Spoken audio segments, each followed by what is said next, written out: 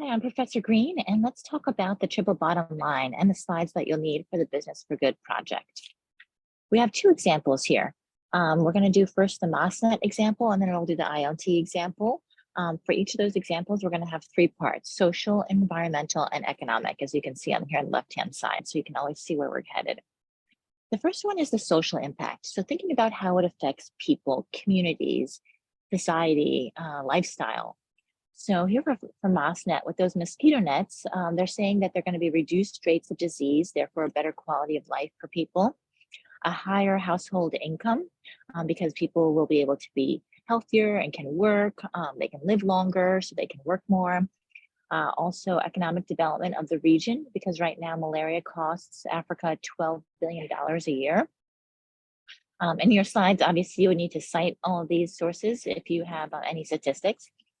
And then the last thing is the employment creation in the economically backward regions of Nigeria, Congo, and Zimbabwe. And so giving people jobs to actually go out and sell these mosquito nets. So those are three different ways where the impact would be on the social side for mosquito nets, for MOSNet. Let's talk about the environmental impact. Now that is we're going to be made out of recyclable material.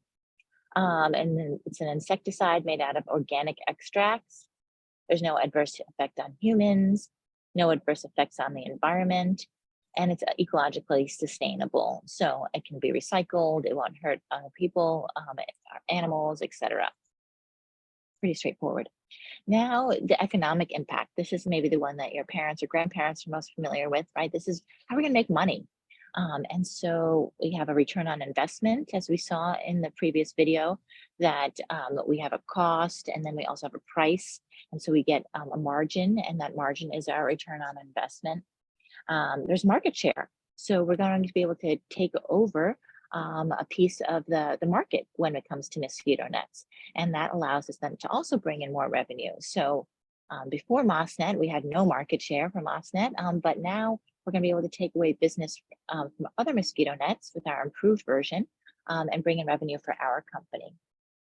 We're also going to impact the world economically through reverse innovation.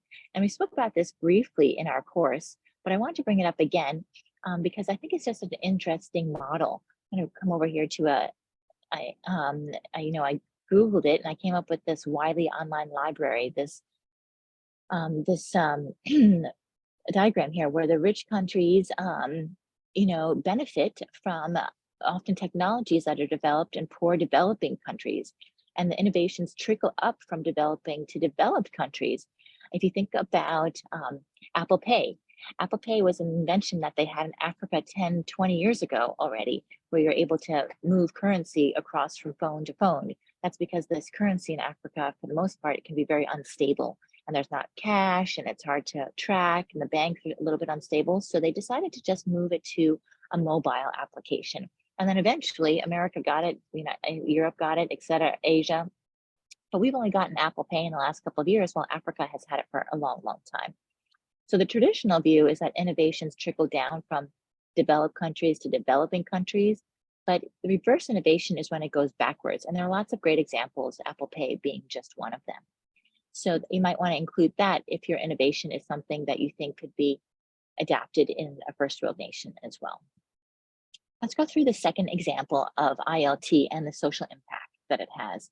Here, there are community accepted solutions, so that that people are really engaged in learning in the community, and that really helps to benefit them. There's a sense of self-accomplishment and self-reliance, and they don't have to depend on others to read or to learn or to get educated. And so there are really some nice things to help move a society forward. When we talk about learning software in the environmental impact, we say that there's a sustainable and low to no impact to the environment because we use software, or they use software, but they also, they have hard copies and some posters and things like that, but it's quite minimal.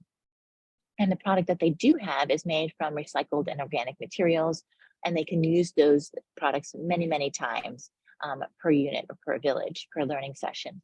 So that definitely gets recycled time and time again. So they say that this product has a minimal environmental impact. And then the last one here, again, a favorite of your grandparents, the economic impact, where are we going to make the money? And we're saying that there is economic sustainability for ILT because as you remember from the last video, they had a 30% margin.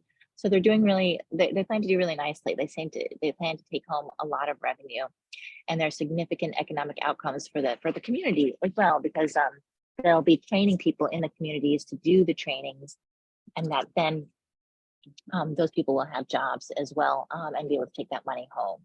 So that ends our videos for the last slides of your Business for Good project. Please let me know if you have any questions, and I look forward to seeing your final deliverable.